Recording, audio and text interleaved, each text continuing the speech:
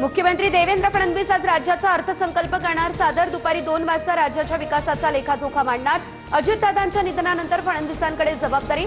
शेतकरी लाडक्या बहिणींचं बजेटकडे असणार विशेष लक्ष। धर्मांतर विरोधी कायद्याला राज्य मंत्रिमंडळाची मंजुरी। जबरदस्तीने धर्मांतर केल्यास 7 वर्षांची शिक्षा आणि 5 लाखांपर्यंतचा दंड ठोठावला जाईल। दोषी व्यक्ती किंवा संस्थेविरोधात अजामीनपात्र गुन्हा होणार दाखल। एआयबीचा रिपोर्ट आल्याच्या 4 दिवसांनंतर अद्याप एफआयआर दाखल न केल्यानं रोहित पवार आक्रमक। दुपारी 4 वाजता पुण्यातील सीआयडी ऑफिसला भेट देणार।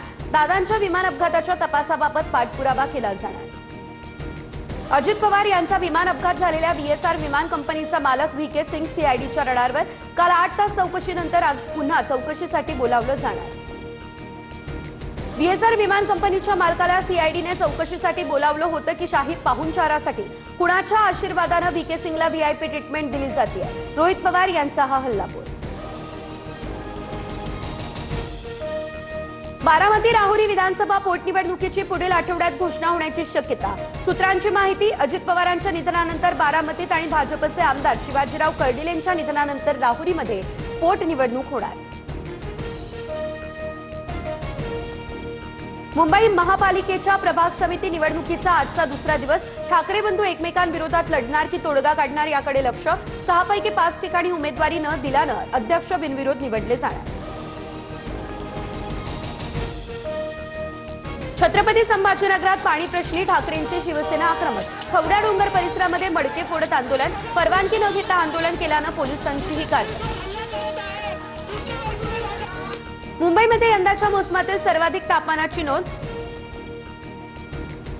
राजस्थान या ठिकाणी आणि गुजरात परिसरामध्ये निर्माण झालेल्या अँटी सायक्लोनमुळे उष्ण वारे कोकणाकडे वाहण्यास सुरुवात। मुंबईचं कमाल तापमान सुमारे 38.9 अंशांवर। नागपूरमधील 12वीच्या पेपरफुटीचं मुख्य केंद्र उमरेड असल्याचा संशय। उमरेड पोलिसांकडून एकाला अटक। आरोपी अतुल चौधरीच्या क्लासमधील सराव परीक्षेतला आणि बोर्डाचा पेपर जसा आढळला। त्यामुळे जळगावमध्ये उन्हाच्या तडाख्यामुळे 9 मार्चपासून शाळा सकाळच्या सत्रात भरणार। सर्व माध्यमिक आणि उच्च माध्यमिक शाळा सकाळी घेण्याचे आदेश। 15 मार्चपर्यंत उष्णतेच्या लाटेचा देण्यात आलाय इशारा। राज्यातील 50 बिबटे गुजरातमध्ये पाठवणार। राज्य सरकार आणि वंतारामध्ये करार। वन विभागाच्या निर्णयानंतर विरोधक आक्रमक होण्याची शक्यता।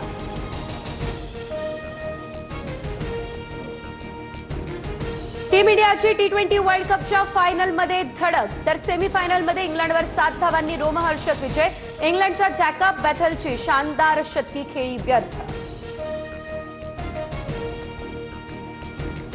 भारत टी20 वर्ल्ड कपच्या अंतिम फेरीमध्ये दाखल। अंतिम सामन्यातही भारतच जिंकणार हा मला पूर्णपणे विश्वास। मुख्यमंत्री फडणवीस यांनी ट्विट करत दिल्या शुभेच्छा।